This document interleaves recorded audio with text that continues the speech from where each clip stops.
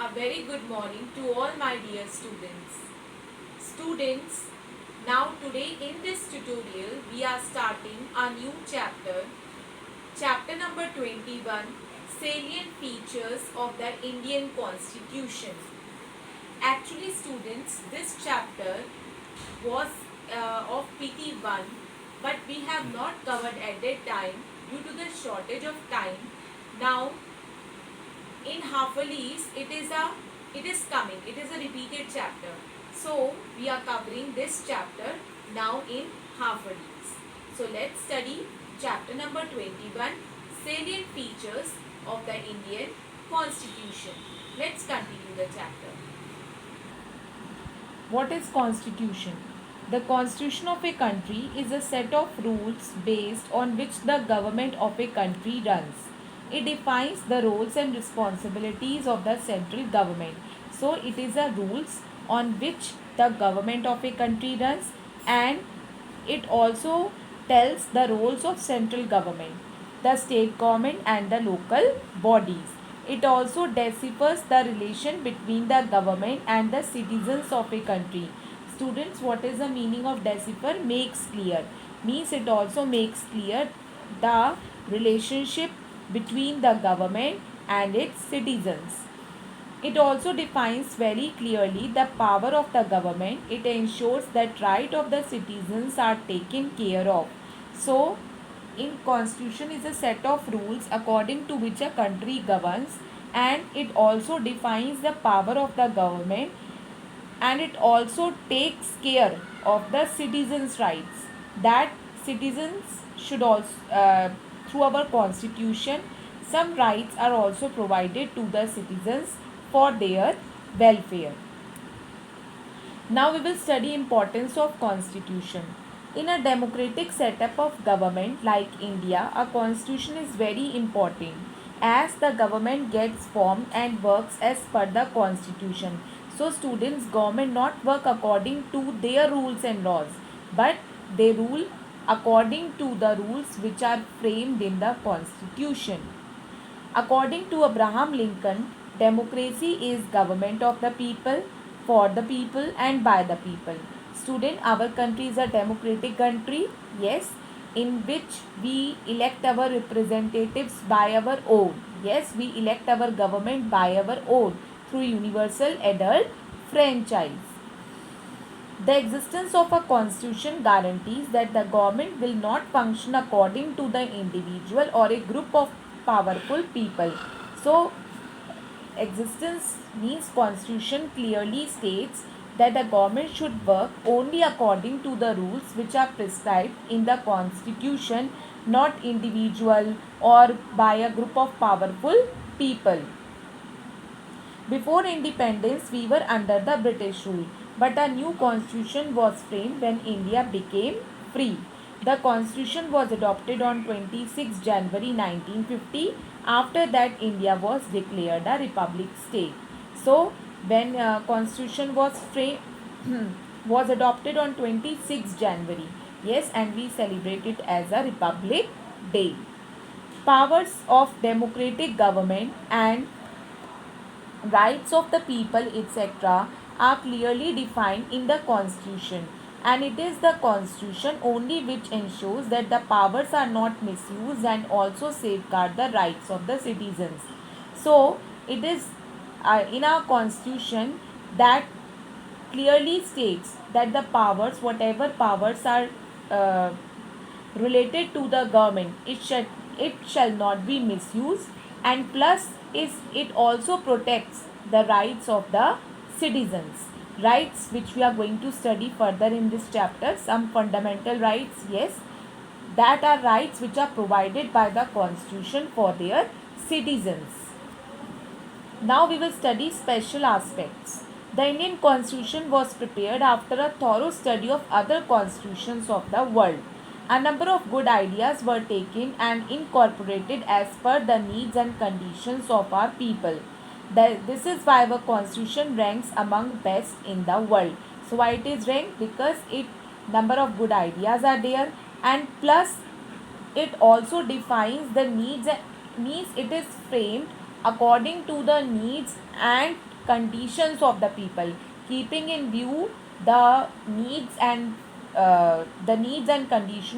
conditions of ordinary people. Our constitution is framed. That is why it ranks best in the world. Our constitution is the longest written constitution of the world as well. Our constitution has a provision to be amended. Amended means that some laws are there. If any changes has to be made in that existing laws, it can be made. Means they are not fixed that we have to follow, but according to the situations, it can be changed, it can be amended. The process of change in the constitution is known as amendment. Amendments need to be passed by both the houses of parliament, example Lok Sabha and Rajya Sabha. It should also be approved by the president. Our constitution had 395 articles at the time of its adoption. It also had 8 schedules. So how many articles? 395 articles and 8 schedules are there, which clearly defines the rights of the people and the powers of the government. Till the year 2000, our constitution had 442 articles and 12 schedules. Though there is a provision to change the government, but it is not easy. New states have been carved out through the process of constitutional amendments. New terms also included in the preamble, and certain aspects of the fundamental rights change. So many changes were also made in the constitution, like for example some fundamental rights were also changed. Yes, new states also carved out through the process of constitutional amendments like this. Now students, we will study some features of our constitution. This is the preamble of the constitution. We the people of India having solemnly resolved. Solemnly means in a sober way, in a serious way. We have taken the promise that to constitute India into a sovereign, socialist, secular, democratic republic and to secure all its citizens. Students, these are the words of sovereign, socialist. This we are going to study in detail here. Now justice. Justice, social, economic and political means there should be justice in terms of social, economic and political. Liberty, there should be a liberty of thoughts, expression, belief, faith and worship. Any people, they can express their feelings, they can express their faith, they can opt to any religion. Equality, there should be equality of status and opportunity and to promote among them all, means no discrimination on the basis of rich and poor, all people are equal. Fraternity, fraternity here students means unity, brotherhood, ekta. Assuring the dignity of the individual means every individual should be respected in our country and there should be unity and unity and integrity means there should be unity and brotherhood among all Indians. In our Constituent Assembly this 26th day of November 1949 do hereby adopt, enact and give to ourselves this constitution. So 26th November 1949. Yes, actually it is the date where our constitution was adopted. The preamble of the constitution clearly manifests the intention of the farmers of the constitution. Manifests means to show something. It embodies its basic philosophy and emphasizes its basic structure. Pandit Jawaharlal Nehru prepared the preamble. Who prepared? In NCERT books you will see that the first pages of preamble. So that was made by Pandit Jawaharlal Nehru. It is a blend of the philosophy to two revolutions. Example French as well as the Russian. So actually it is prepared according to the philosophy of two revolutions. First is French Revolution and Russian Revolution. Russian Revolution gave it the concept of social, economic and political justice. These were the concepts which were given by Russian Revolution and included in our constitution. While Russian Revolution has its, here students, it will be French. And French Revolution, what concept they have given to the constitution? Liberty, equality and fraternity. Now we will study preamble at a glance. Now students, we will study preamble at a glance. Means in short, we will study about our preamble.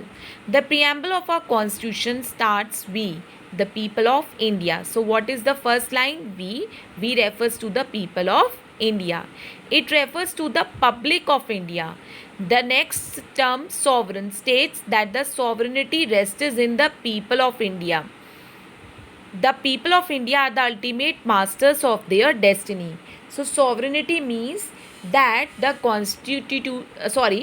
constitution, it gave its citizens the rights that they can choose their own government. So destiny here refers means destiny is in the hands of the people only, because they have the right to choose their own government. So that is why it is referred to as destiny.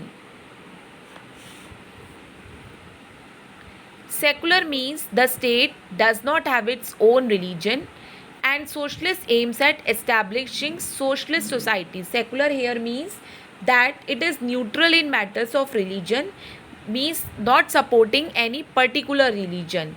And what is socialist? Socialist means that no discrimination should be there on the basis of caste, color, religion, gender, like this. The laws of the state shall be treated equally. That means it will not discriminate between different religions. So the freedom to follow a faith of one's choice is guaranteed in the constitution. So what is there in the constitution?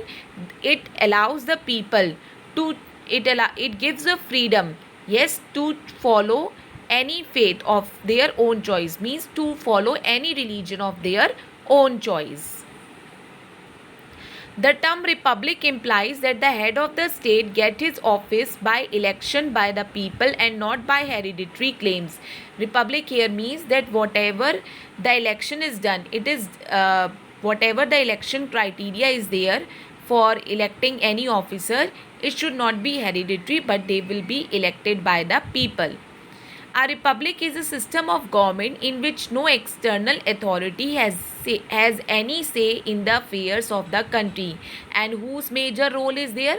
Only the people of India. They are having the major role in the republic, in this republic type of government. The preamble also aim at securing to all citizens. Now we will study justice, social, economic and political. Let's start. Socialism. Socialism is one of the most important national goals. It aims at improving the standard of living and removing inequality of income. It aims at providing equal opportunity to all. There are many castes and subcastes in our society. The immense inequality is created by the increasing disparity between the rich and the poor. The people are increasingly getting frustrated and dissatisfied who belong to these sections of the society. Thus, it leads to situation of conflict and tension. Students, what is socialism? That there should be no disparity between the rich and poor. But if such disparity prevails in the country, then what happens? It results into a tension among the people. Conflicts and tensions are there. Therefore, it becomes necessary to provide an environment of socio-economic equality for all. That is why in our country, equality is given to all the people, whether they are rich, whether they are poor, or whether they belong to any religion. The 5-year plans have managed to set our country on the path of economic progress. Students, these are the 5-year plans in which objectives are laid down, and according to which the economy, they work to achieve progress in the country. That are the 5-year plans. The economic progress is calculated through by estimating the natural and human resources available in our nation after the needs of the economic disparities still create problems despite the best initiatives and intentions of the planner. Means our country, they try much to resolve these conflicts, to resolve these economic disparities, but these economic disparities, they emerge and they create problem. Certain hurdles in realizing this goal are lack of finances, corruption and an ever growing population. So why we are not able to achieve this economic means why always there economic disparity, why we cannot achieve economic equality, because due to lack of finances, corruption in the country, and ever growing population, that is why economic disparities they emerge in the country. Despite all the hurdles, the government is putting all its available resources for the benefit of the people, but still the country, uh, they are making efforts to achieve for the benefit of the people. Therefore, the efforts must allow the benefits to reach the people. Though it is difficult to give an exact meaning of the term justice, but a constitution aims at making laws and taking steps that would ensure that the weaker sections of the society are not being exploited. So what the constitution aims? Yes, means what laws it aims, that laws are basically for the weaker sections of the society so that they should not be exploited. Social justice is ensured through provisions like minimum wage and equal opportunities for employment to all the citizens. Social justice means that minimum wages should be provided to the people, and there should be employment opportunities for all the sections. Similarly, political justice means that equal political rights to the people, right to vote, right to contest elections, and right to hold public offices, etc. Political, here also we can say that right to vote is provided to all the people, whether they are rich or poor, whether they are men or women, all people they have the right to vote, whether people they are literate, illiterate, every people can vote. The term liberty and equality give assurance to every citizen of our country the right of freedom, liberty of thought, belief, expression, faith, and worship. It is the ideal of our preamble. What is the ideal? That there should be a right of freedom, liberty of thoughts should be there, faith should be there, worship, belief, means people they can opt anything. Equal opportunities are given to all the citizens for their overall development, and without the proper authority of law there can be no detection or arrest. Lastly, the preamble aims at developing fraternity. Fraternity, I told you, that unity, brotherhood, yes, to promote the feeling of mutual brotherhood among all the citizens. If brotherhood is there, unity is there, only then our country can progress. So this was a this was a justice which is related to social, economic, and political. Now we will study liberty. Our constitution guarantees its citizens the freedom to express their opinion and follow their own path. Means if any people want to express any opinions, then they have the right to express their feelings also. The citizens also have the freedom of choosing the occupation of their own choice. People they can do any occupation which they want to do. Equality. All citizens are considered equal before law. Means laws are equal for everyone, whether people they are rich, whether they are poor, or whether they are holding any high offices. Yes, or means for everyone laws are equal. All kinds of discrimination are deemed illegal and therefore punishable by law. If any discrimination is there, either on the basis of religion or on the basis of caste, then it has to be considered illegal. And if any people they do such discriminations, it will be punished. Fraternity. In our country exist a number of faiths, cultures, traditions, and languages. It is necessary to develop a sense of fraternity and brotherhood among the people of India. Why there should be a brotherhood and fraternity among the people? In order to preserve the unity and oneness of India. And students, you know that India achieved its independence only through the unification. Yes, people they united themselves. They not even care of their families nor their lives, but there was a sense of brotherhood among the people that they have to achieve freedom for their own country. So this oneness, this unification made the Britishers to leave India. Now we will study salient features. First salient feature is democracy. You know, our country is a democratic country. We choose our own government through the process of elections. Yes, and through the we have the right to vote also. So through our voting rights, we choose a government, and the people, those who have attained the age of 18 years, they have the right to vote, and that is called as universal adult franchise. Elections are held after how many years? 5 years. If people are dissatisfied with the government, then they can vote it out also. So in democracy, the ultimate powers are rested in the hands of the people. Study federation. Students, we are having a federal form of government. Yes, how? That we are having a central government also, and we are having a state government also. So our constitution, federal form of government, it means that the responsibility of ruling our country is divided between central government as well as the state government. Who is the nominal head of our country? The president.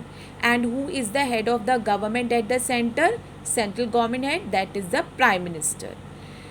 The right to make the law is the sole prerogative of parliament. Prerogative means to make the laws. It is done by the parliament. They are having the special rights.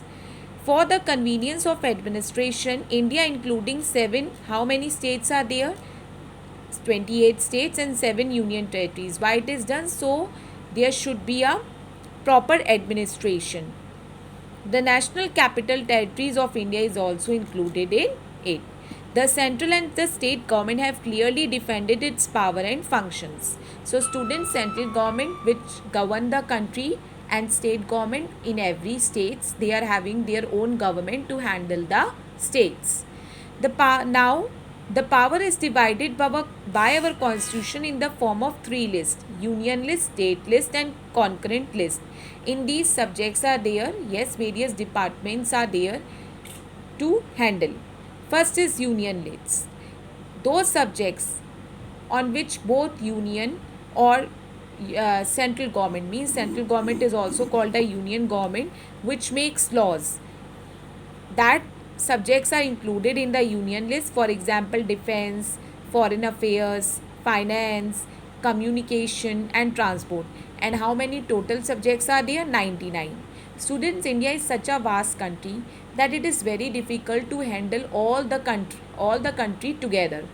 That is why these lists are made, so that proper administration should be done in the country. Now state list. These state lists contains those subjects in which the state government they make the laws. Like for example, related to public health, laws and order, agriculture, like this. And total how many subjects are there? 61. Now we will study concurrent list. In this, those subjects are included in on which both central government and state government they make the laws, both the government, and it includes like education, electricity, population control, trade unions, etc.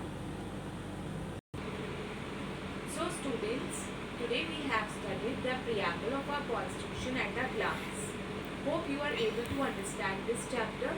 Now rest chapter we will continue in the next tutorial. Till then, have a good day.